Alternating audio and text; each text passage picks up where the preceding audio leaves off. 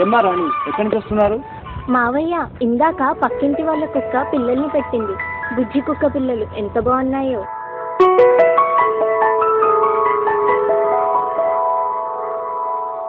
అవును, కోడి గుడ్లు పెడుతుంది, వాటి నుంచి పిల్లలు వస్తాయి.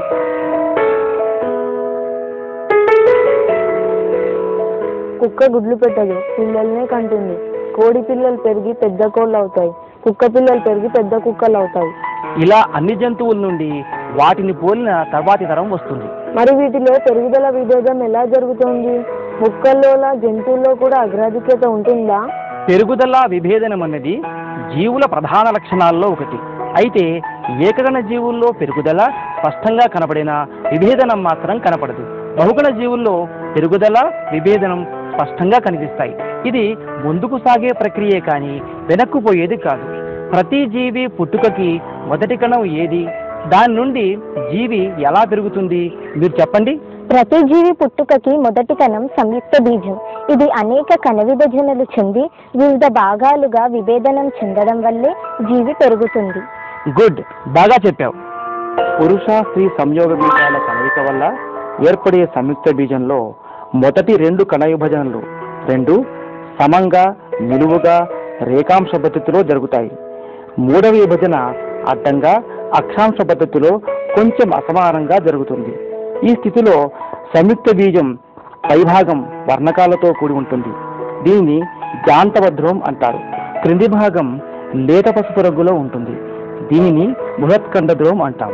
3వ విభజన అసమానంగా జరగడం వలన జాంతవధ్రువం వైపు ఉండే 4 కణాలు చిన్నవిగాను, బృహత్కండ ధ్రువం వైపు ఉండే 4 కణాలు పెద్దవిగాను ఉంటాయి. దీన్ని మొదటి దశ అంటాం. తరువాత ఈ కణాలన్నీ అనేక విభజనలు చెంది ఒక బోలుగా ఉండే కణాల బంతి ఏర్పడుతుంది. ఇది 2వ దశ. ఇంకా 3వ దశలో దీని నుండి బాహ్యత్వచం, మధ్యత్వచం, అంతఃత్వచం రూపొందుతాయి. వాటి నుంచే ఆ జంతువు శరీర భాగాలన్నీ ఏర్పడతాయి.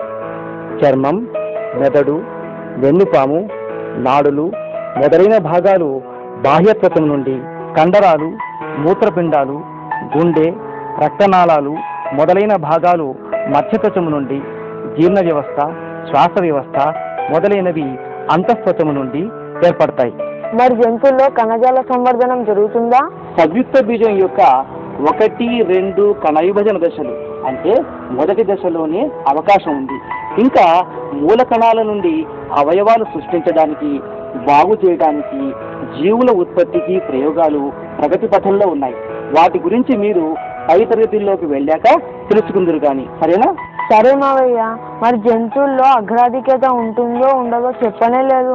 జంతువుల్లో కొనభాగం, విభాజ్య కణావళి అని ప్రత్యేకించి ఉన్నాయా? లేవు.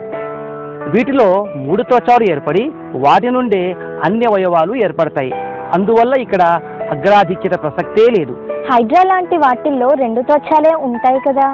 అవును, వీటిని విస్తృత జీవులు అంటారు. వీటిలో 2 త్వచాల నుండే శరీర భాగాలు ఏర్పడతాయి. పై శ్రేణికి చెందిన జీవుల్లో 3 త్వచాలు ఉంటాయి. అందుకే వాటిని త్రిస్తరిత జంతువులు అంటారు. శరీర భాగాలన్నీ ఏర్పడ్డాక జీవిలో పెరుగుదల జరుగుతుంది కదా, ఇది అన్ని జంతువుల్లో ఒకేలా జరుగుతుందా? అన్ని జంతువుల్లో ఒకేలా జరగదు. జంతువుని బట్టి, వాటి జాతుల్ని బట్టి, ప్రజాతుల్ని బట్టి అనేక విధాలుగా జరుగుతుంది. గుడ్లు పెట్టే జంతువుల్లో ఒకలా జరుగుతుంది, పిల్లల్ని కనే జంతువుల్లో ఒకలా జరుగుతుంది. ఇంకా జంతువు ఆకారాన్ని బట్టి, పరిణామాన్ని బట్టి పెరుగుదలలో విభేదం కనిపిస్తుంది. ఇంతేకాక జంతువులలో పెరుగుదల ఒక నియమిత కాలం వరకే జరుగుతుంది. గుడ్డు పెట్టే జంతువులో పొదగబడే కాలంలోనే పిల్ల రూపుదాలుస్తుంది కదా మావయ్య? అవునమ్మా, కొన్ని గుడ్లకి వెచ్చదనం కావాల్సి వస్తుంది. అలాంటప్పుడు తల్లే వాటికి ఆ వెచ్చదనాన్ని అందిస్తుంది. కోళ్ళు అంతే కదా? గుడ్, బాగా చెప్పావు. పెరుగుదల తొలి దశల్లో జనకులు అంటే తల్లిదండ్రుల్లా ఉండకుండా రూపంలో తేడాలతో ఉండే 2 జంతువుల పేర్లు చెప్పు రాణి. సీతాకోక చిలుక, కప్ప. ఈగ, దోమ, బొద్దింక, సీతాకోక చిలుక ఇటువంటి కీటకాలన్నింటిలోనూ గుడ్డు, లార్వా, ప్యూపా, ఇమాగో అనే 4 దశల్లో పెరుగుదల విభేదనం జరుగుతుంది.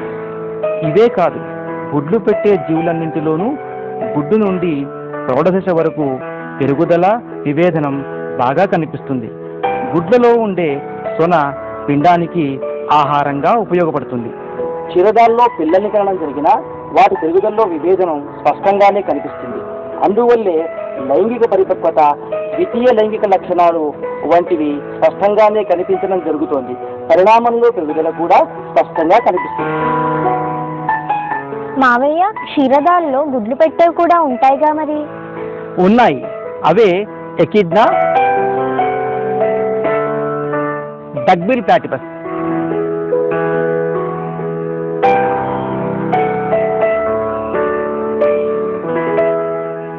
ఇవి గుడ్లని పెడతాయి.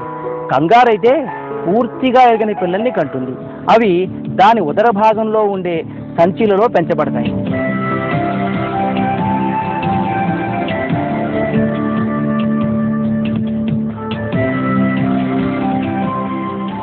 క్షీరదాలు పిల్లల్ని కన్నాక అవి ఇచ్చే పాలే పెరుగుదలకు విభేదనానికి ప్రాతిపదిక.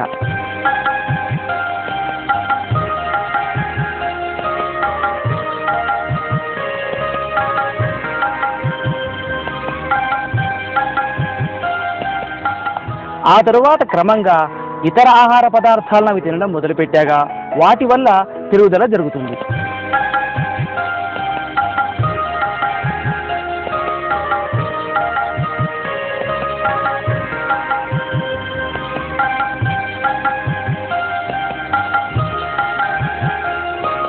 అంటే పెరుగుదలకు ఆహారం ఒక్కటే అవసరమా?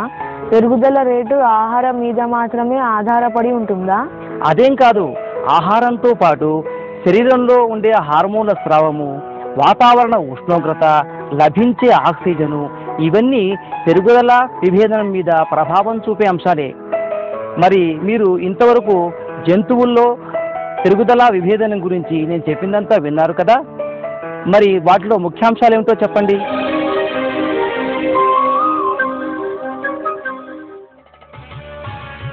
జంతువుల్లో దేహం అంతటా ఒకేసారి పెరుగుదల జరుగుతూ ఉంటుంది కనుక అగ్రాధిక్యత లేదు. సంయుక్త బీజం నుండి పిండం పెరుగుదల జరిగేటప్పుడు 3వ దశలో త్వచాలు ఏర్పడతాయి. వాటి నుండి శరీర భాగాలు ఏర్పడతాయి. జంతువుల్లో పెరుగుదల ఒక నియమిత కాలం వరకు జరుగుతుంది. జంతువుల్లో పెరుగుదల విభేదనం లభించే ఆక్సిజన్, ఉష్ణోగ్రత, శరీరంలోని హార్మోన్ల స్రావం పైన ఆధారపడి ఉంటుంది.